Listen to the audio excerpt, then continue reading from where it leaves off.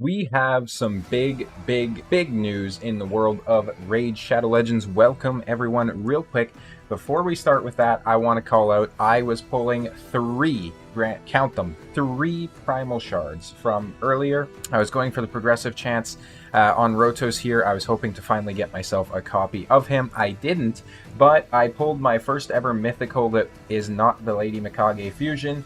And who is it going to be? It is all the way down here because I haven't leveled her up quite yet, but we're getting there. It's coming right here.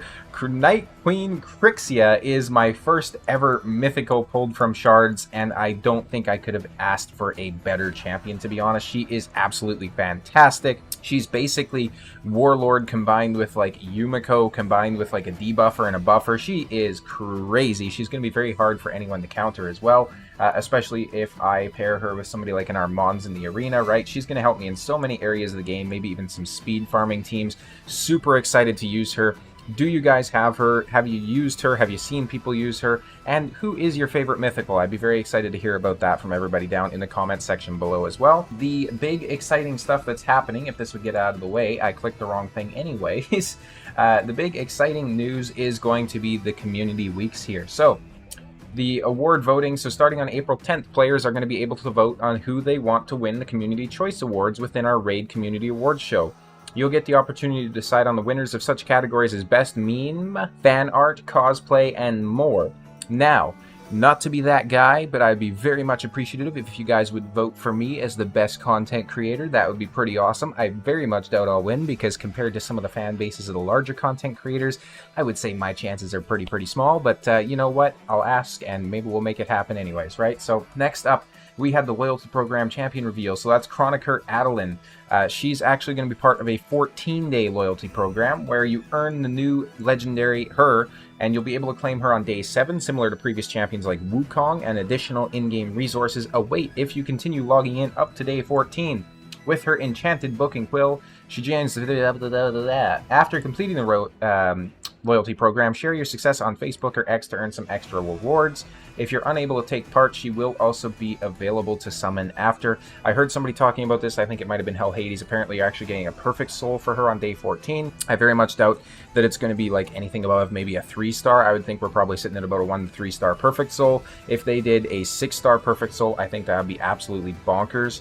Granted, they added Armanz as a fusion recently that everybody could obtain, so they're kind of just power creeping the absolute hell out of the game right now. So maybe they will. Who knows? Maybe we'll get a 6-star awakened on the 14th day. We'll wait and see, right? This is huge. May fusion skills vote. That is just a jambalaya of words that doesn't really make a whole lot of sense. It doesn't read well, to say the least, right? But essentially, simply put, what we're doing is we're going to be voting on the skills of this particular champion, including their passive. So this is the fusion that's coming out in May, and we get to choose basically everything about them. This is incredible, and I am so excited about this, and I was so happy when I heard it. The reason being, if we think about long-lasting online multiplayer games, and a good example of this would be RuneScape. Why RuneScape? RuneScape, I think it was the original one, not RuneScape 3. It actually had a feature where they would put out ideas for updates to the game, and the community would vote on it, and it essentially had to have a passing vote of 70% or above for them to actually implement those updates.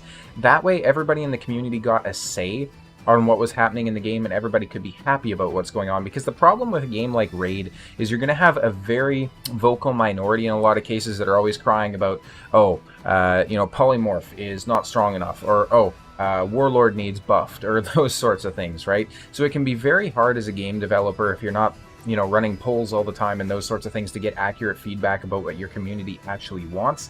And I think this is going to be the perfect way to start moving towards something like this. And I would also love to see a feature where, they'll go ahead and basically they'll make their updates surrounding the game based on what people want to see as well. I think that would be incredible. Essentially, to get into this though, so on April 11th, we're going to be voting for the A3. On April 15th, we're going to be voting for the A2. And on April 18th, we vote for the A1. And then on April 23rd, we're going to be voting for the passive skill. Now, I don't really know why they're doing it in reverse like that. I would have expected A1, A2, A3 passive, but maybe that's just me. I don't know. And then to finish the community weeks off with a bang, May 3rd will see us air the first ever Raid Community Awards show. The presentation will celebrate some of the community's best moments from 2023, unveil the results of the Community Choice Awards, and the May Fusion Skills vote, and feature some surprise guests. So that's very, very cool. We have the two big champions that are coming along. So obviously the I forgot his name here, but it doesn't even list the name in here. But essentially, this dude is going to be the Fusion, right? So he's coming to the game. I'm very interested to see what they do with the skills and how they make this interesting for the player base. I hope this Fusion is very attainable as well, because I also have a feeling what they might do is just make the skills absolutely bonkers and then make it very unattainable for a lot of people, especially low spends or free to plays. Alternatively, what they might end up doing is just not having really any good skill options. But that being said, it might be good the way they're doing it, because generally the A3 and the A2 are the meat and potatoes of the champions anyways. So if we find out that the A3 and the A2 are going to be pretty weak, we might say, hey, this is an easy skip for the Fusion. Let me go ahead and pull these shards now, or spend this energy here, or those sorts of things. So it could, I think this is just a positive for the community as a whole. All the feedback I've seen on it so far, especially on Facebook and places like that, was just nothing but positivity so far. So kudos to Raid, kudos to Plarium for this, and whoever's idea this was, absolutely fantastic. I can tell that whoever came up with this is a community-oriented person, so that person deserves a raise and a promotion, and you know, more say in what's happening with the game going forward. That being said, though, thank you guys all so much for the support on the channel, and I'll see you in the next video.